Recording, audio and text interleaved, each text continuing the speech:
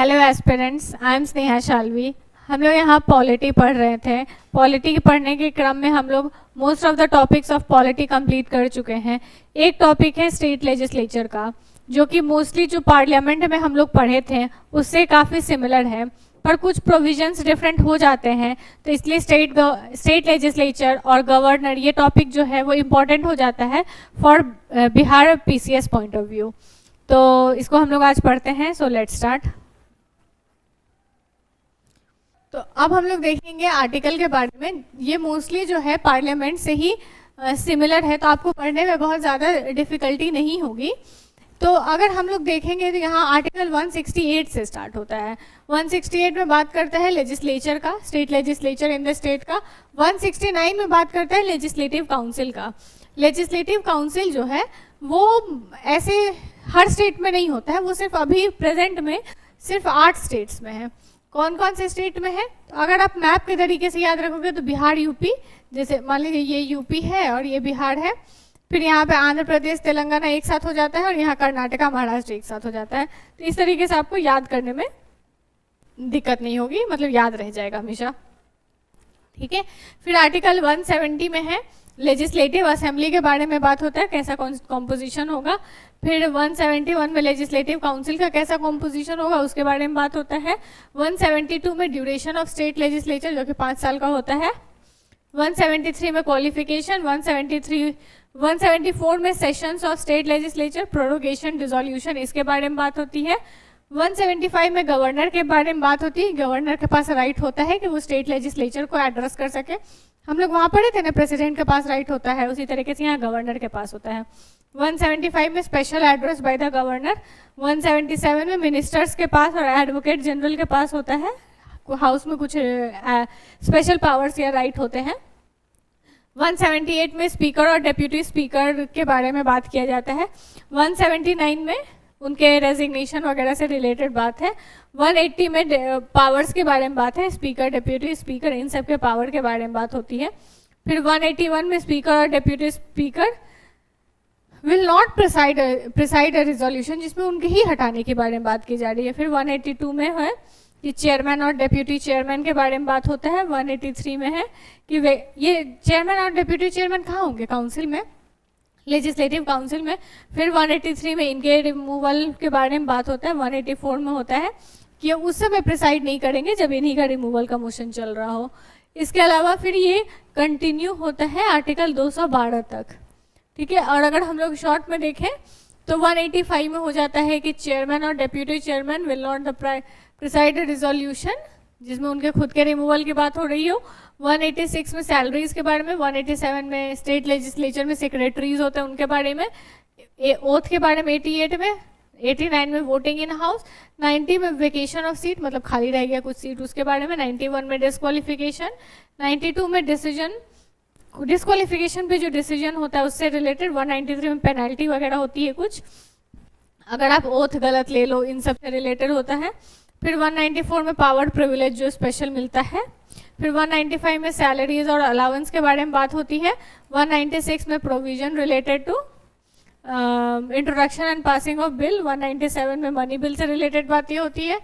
फिर 198 में special provision है कुछ मनी बिल से रिलेटेड, उसके बारे में है।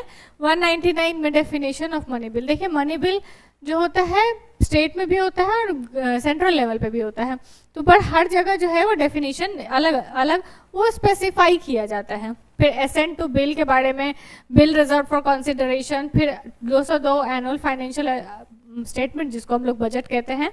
बताइएगा आप लोग किस आर्टिकल में है बजट या annual financial statement when it comes to central government. फिर procedure in legislature with respect to estimate, appropriation bill के बारे में है। सप्लीमेंट्री और एडिशनल ग्रांट के बारे में है। 206 में है वोट ऑन अकाउंट। 207 में special provision with reference to financial bill, procedure, rules of procedure. Language कौन कौन से यूज होगा वो 210 में। और 11 में है क्या क्या रिस्ट्रिक्शन है। और 12 में है कोर्ट इंक्वायर नहीं करेगा in any proceeding. I know ये थोड़ा सा बोरिंग लगा होगा पढ़ने में, but this is how you will have to read that articles at least once. अगर आप एक बार भी नहीं पढ़े रहोगे आर्टिकल तो आपको शायद कभी वर्ड एसोसिएशन में दिक्कत हो, कुछ ऐसा अगर अनयूजुअल क्वेश्चन पूछा जाता है तो शायद आप मिस कर जाओ। पॉलिटी एक ऐसा सब्जेक्ट है जिसमें अगर आप चाहो तो आप 100% एक्यूरेसी से भी क्वेश्चन बना सकते हो, तो इसीलिए उसमें थोड़ा सा एक्स्ट्रा एफर्ट के साथ आप बहुत ही अच्छा कर सकते हो। एक बार आर्टिकल को रीड करना थोड़ा बोरिंग हो सकता है, थोड़ा याद रखना टफ भी हो सकता है, बट एक बार दो बार पढ़ जरूर लिया करो, इससे आपको बहुत फायदा मिलेगा। फिर अब हम लोग बात करते हैं स्टेट लेजिस्लेचर के बारे में। स्टेट लेजिस्लेचर में जैसे वहाँ पे क्या था, पार्लियामेंट में लोकसभा, राज्यसभा और प्रेसिडेंट थे।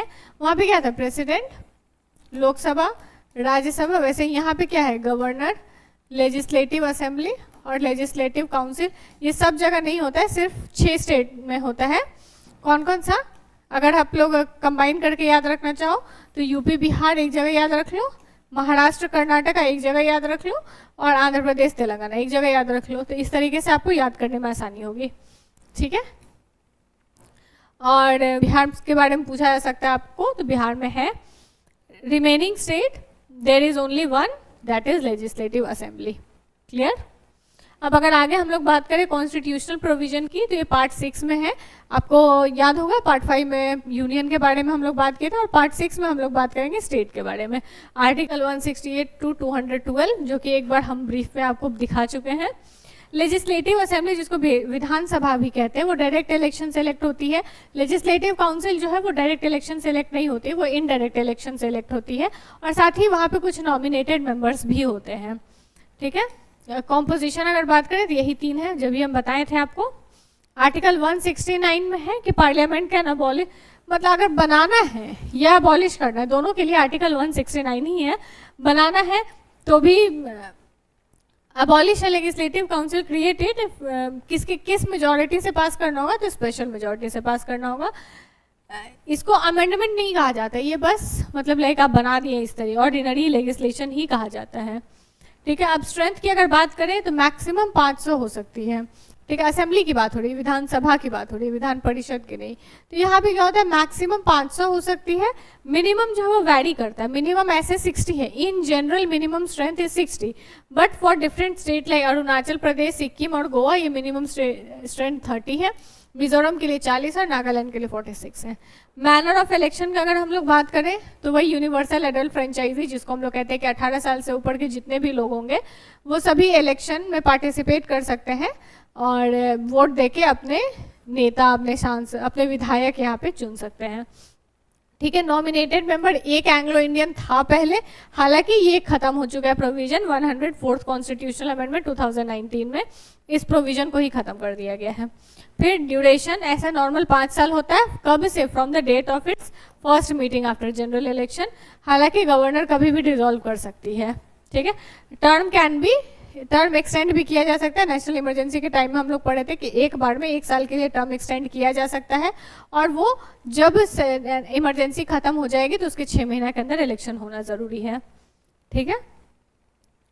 उसके बाद टेरिटोरियल कॉन्स्टिट्यूएंसी के बारे में बात करें तो हर स्टेट को कुछ टेरिटोरियल कॉन्स्टिट्यूएंसी में डिवाइड किया जाता है जिसमें कि इक्वल नंबर ऑफ पीपल हो। जैसे कि हमारा ये चाहना है कि जितने भी लोग हैं उनका वोट का वैल्यू सेम हो, मतलब 1 पर्सन 1 वोट।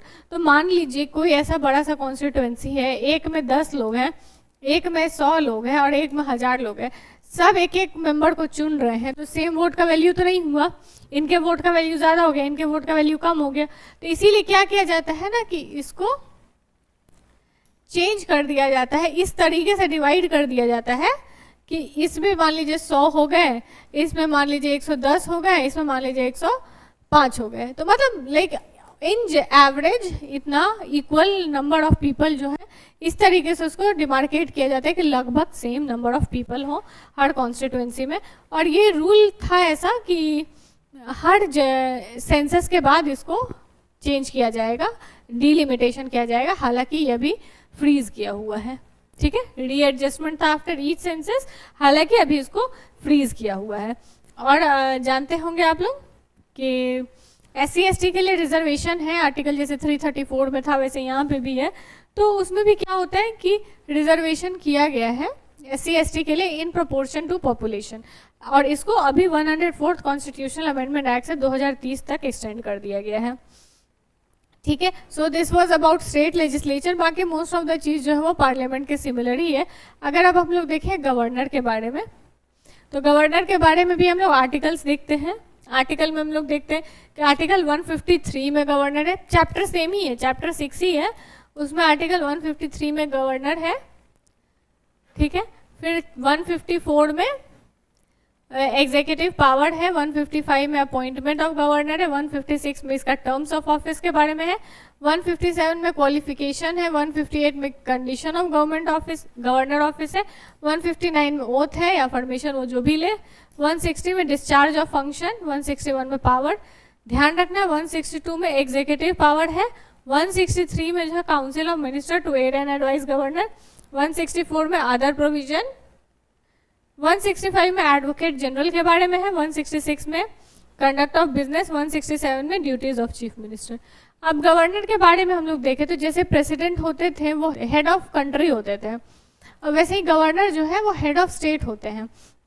कॉन्स्टिट्यूशनल हेड जो है वो गवर्नर ही होते हैं, और वहाँ पे सेंट्रल के लेवल पे कॉन्स्टिट्यूशनल हेड जो है वो प्रेसिडेंट होते थे। तो यहाँ पे कॉन्स्टिट्यूशनल हेड कौन हो रहा है?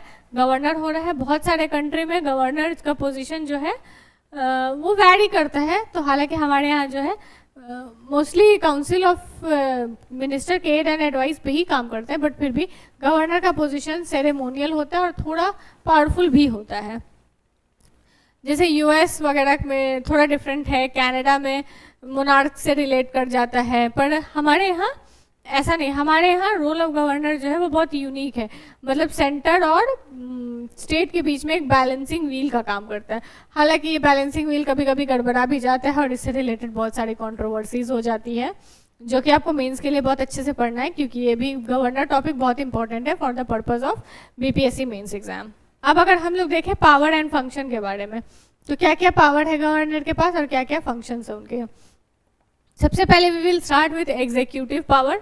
एग्जीक्यूटिव पावर में क्या होता है कि गवर्नर जो है वो अपने पास क्या क्या पावर होल्ड करते हैं कि चीफ मिनिस्टर का अपॉइंट वो करेंगे, और ओवरऑल एडमिनिस्ट्रेशन, जैसे कि मान लीजिए इलेक्शन हुआ, ठीक है, इलेक्शन होने के बाद सिंगल लार्जेस्ट पार्टी के जो मेंबर हैं, जो लीडर हैं, उनको बुलाया जाएगा कि आप गवर्नमेंट बनाइए। तो वो गवर्नमेंट कौन बनाए, वो कौन अपॉइंट करेगा, वो कौन बुलाएगा, टू बी वेरी प्रिसाइज, तो वो बुलाते हैं गवर्नर। ठीक है। और बाकी एक overall administration of the state देखना भी गवर्नर का ही काम है। जुडिशियल पावर का बात करें तो सबसे इंपॉर्टेंट जुडिशियल पावर हो जाता है वही पार्डन वाला, जो 72 था किसका, प्रेसिडेंट का, 161 है इनका। ठीक है। उसके बाद जज वगैरह को अपॉइंट करते हैं ये। इनमें ध्यान रखिएगा कि जैसे स्टेट हाई कोर्ट के जज है उसको यही अपॉइंट करते हैं। ठीक। गवर्नर का रोल जो है एसेंशियल है in maintaining balance between state and central authority. Okay.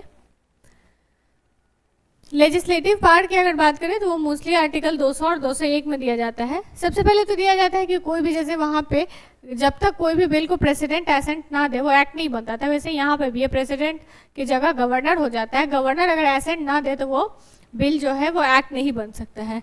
उसके बाद एसेंट देते हैं, ये एसेंट विथ होल्ड भी करते हैं कि नहीं हम देंगे ही नहीं एसेंट, रिटर्न कर देते हैं नॉन मनी बिल को। मनी बिल तो ये रिटर्न नहीं कर सकते, मनी बिल तो प्रेसिडेंट रिटर्न नहीं कर सकते, तो गवर्नर तो फिर भी क्या ही करेंगे, तो नॉन मनी बिल को रिटर्न कर सकते हैं। और कुछ बिल को ये प्रेसिडेंट के मर्जी के लिए, प्रेसिडेंट के रैटिफिकेशन के लिए, प्रेसिडेंट के कंजर्वेशन के लिए रिजर्व कर सकते हैं। ये देखिए, ये इंपॉर्टेंट पॉइंट है जो कि प्रेसिडेंट के पास नहीं होता है, क्योंकि वो खुद के रैटिफिकेशन के लिए या खुद के कंसिडरेशन के लिए क्या ही करेंगे रिजर्व, तो इसीलिए उनके पास नहीं होता है। पर गवर्नर के पास एक एक्स्ट्रा में ये होता है कि वो प्रेसिडेंट से कंसिडरेशन के लिए रिजर्व कर सकते हैं बिल। एक बताइएगा क्वालिफाइड वीटो के बारे में बताए थे। क्वालिफाइड वीटो हमारे यहाँ है? नहीं है हमारे यहाँ। ठीक है। अब गवर्नर के रोल के बारे में हम लोग बताते हैं कि एसेंट दे सकते हैं बिल को, ठीक है, can approve the bill, withhold कर सकते हैं एसेंट को कि नहीं हम देंगे नहीं, फालतू बिल है, रिजेक्ट कर दिए तो वो एक्ट बना ही नहीं, रिटर्न कर दिए रिकंसिडरेशन के लिए। मनी बिल है फिर तो नहीं कर सकते हैं, अगर मनी बिल नहीं है तो भेज सकते हैं कि ये चेंज कर दो, नहीं तो हम नहीं पास करेंगे, फिर रिजर्व कर सकते हैं प्रेसिडेंट के कंसिडरेशन के लिए, बोलेंगे कि ये कॉन्स्टिट्यूशनल मैटर है, ये थोड़ा कॉन्स्टिट्यूशनल इशू है इसमें, तो हम इसको रिजर्व कर रहे हैं ताकि ये प्रेसिडेंट देख लें एक बार, ठीक है। मनी बिल के केस में काफ़ी लिमिटेड पावर हो जाता है, the governor can only give assent और reserve the bill for president consideration, ठीक है, वो विथ होल्ड नहीं कर सकते हैं एसेंट को, ठीक है, और ना ही ये रिटर्न कर सकते हैं कि जाकर फिर से देख लो, ऐसा नहीं कर सकते हैं। Reservation of bill for president consideration, कैसे कैसे केस में वो रिजर्व कर सकते हैं, गवर्नर रिजर्व कर सकते हैं अगर किस किस केस में, if they could affect the states high court, अगर हाई कोर्ट को अफेक्ट कर रहा है तो वो बिल को रिजर्व करना होगा ताकि वो स्टेट प्रेसिडेंट देखें, या कोई नेशनल इंटरेस्ट के कॉन्फ्लिक्ट में हो कि हम पता नहीं ये बिल आ जाएगा तो क्या ही नेशनल इंटरेस्ट में क्या ही हो जाएगा, तो उस केस में वो रिजर्व कर सकते हैं।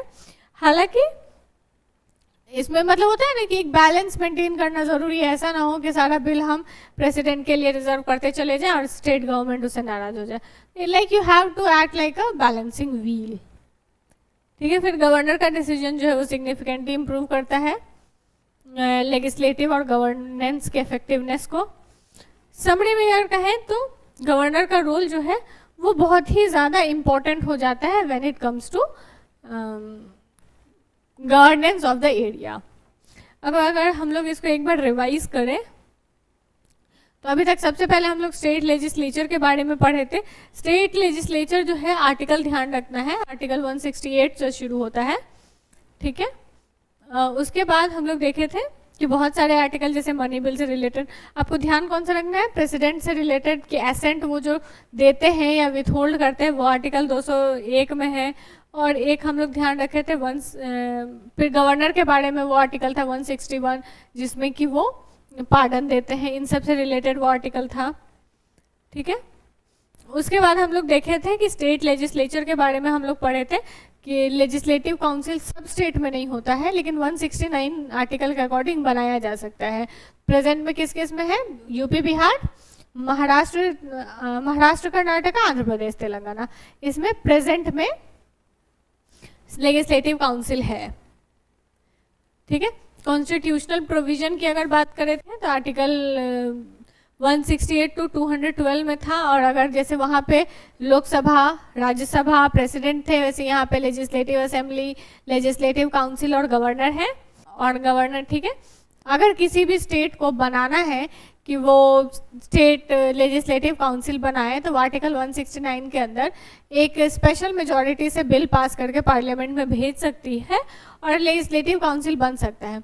इम्पॉर्टेंट बात यहाँ पे ये है कि वो जो लेजिस्लेटिव काउंसिल बनेगा वो कॉन्स्टिट्यूशनल अमेंडमेंट नहीं होगा, it will just be an ordinary law, ठीक है। ये थोड़ा सा होता है ना ट्रिकी पॉइंट जहाँ आपको फंसाया जा सकता है, वो है, ठीक है। अब लेजिस्लेटिव फंक्शन में अगर हम लोग बात करें तो सबसे पहले हम लोग जानते हैं स्ट्रेंथ, मैक्सिमम तो 500 है, मिनिमम वैरी करता है, कहीं 40 है, गोवा, सिक्किम और अरुणाचल प्रदेश में 30 है, मिजोरम में 40 है, नागालैंड में 46 है। हालांकि इन जनरल अगर आपसे पूछे तो 60 है, ठीक है। इलेक्शन कैसे होता है, डायरेक्ट इलेक्शन होता है in case of legislative assembly, और इनडायरेक्ट इलेक्शन होता है in case of legislative council, ठीक है। पहले लेजिस्लेटिव असेंबली में एक नॉमिनेटेड मेंबर भी होते थे जो कि एंग्लो इंडियन होते थे। 104 कॉन्स्टिट्यूशनल अमेंडमेंट एक्ट से इसको हटा दिया है कि नहीं, अब कोई एंग्लो इंडियन नहीं होंगे, एंग्लो इंडियन को सफिशिएंट रिजर्वेशन या सफिशिएंट रिप्रेजेंटेशन मिल चुका है। और ड्यूरेशन कितना होता है, इन जनरल 5 साल का होता है, but in case of national emergency 1 साल बढ़ाया जा सकता है, और अब एक बार में 1 साल बढ़ाया जा सकता है, और अगर नेशनल इमरजेंसी आज खत्म होता है तो आज से 6 महीना के अंदर नया लेजिस्लेचर बन जाना चाहिए, ठीक है। टेरिटोरियल कॉन्स्टिट्यूएंसी के बारे में हम लोग बात किए कि डिवाइड रहता है टेरिटोरियल कॉन्स्टिट्यूएंसी में, और उसमें रहता है ऐसा कि जितने भी कॉन्स्टिट्यूएंसी है उसमें लगभग सेम पॉपुलेशन हो, उसके लिए डिलिमिटेशन भी किया जाता है, हालांकि अभी उसको फ्रीज किया हुआ है। रिजर्वेशन ऑफ SC/ST आर्टिकल अभी 2030 तक के लिए रिजर्व किया गया है कि जितना भी जैसे पहले चल रहा था उसी अकॉर्डिंग अभी चल रहेगा, रिजर्वेशन 10-10 साल के लिए बढ़ाया जाता है। उसके बाद हम लोग गवर्नर पढ़े थे, गवर्नर के पास क्या क्या पावर है उन सब से रिलेटेड इसमें आपको ध्यान रखना है कि गवर्नर है ये किस आर्टिकल में, 153 में है।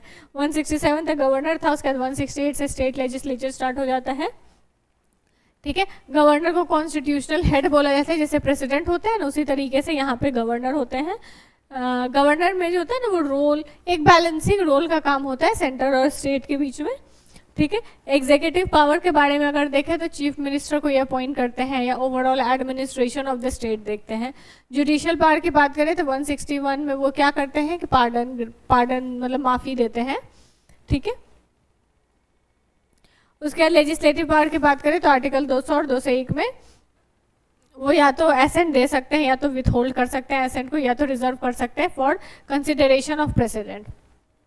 अगर उनको प्रेसिडेंट के कंसिडरेशन के लिए रिजर्व करना है तो या तो वो ऐसा होना चाहिए जो कि स्टेट के हाई कोर्ट से कुछ ऑल्टर करे, या तो ऐसा होना चाहिए जो नेशनल इंटरेस्ट के कॉन्फ्लिक्ट में हो तो वो रिजर्व कर सकते हैं, ठीक है। बाकी वो अगर मनी बिल है तो वो रिटर्न भी नहीं कर सकते हैं, नॉन मनी बिल को ही वो रिटर्न कर सकते हैं, ठीक है। So this was all about state legislature and governor. I hope आपको ये दोनों टॉपिक अच्छे से समझ में आ गया होगा। ये हम बहुत ही ब्रीफ में बताए हैं क्योंकि प्रेसिडेंट और पार्लियामेंट को हम लोग बहुत ज़्यादा डिटेल में पढ़े थे, तो मोस्ट ऑफ द चीज़ सिमिलर ही रहती हैं। तो आई होप आपको ये बहुत ही अच्छे से क्लियर हो गया होगा। आप इस पर कुछ MCQs वगैरह प्रैक्टिस ज़रूर से कीजिए ताकि आप एग्ज़ाम में अपने नॉलेज को यूज़ करके एग्ज़ाम क्वालिफाई भी कर सकें। This was all for this lecture. Thank you.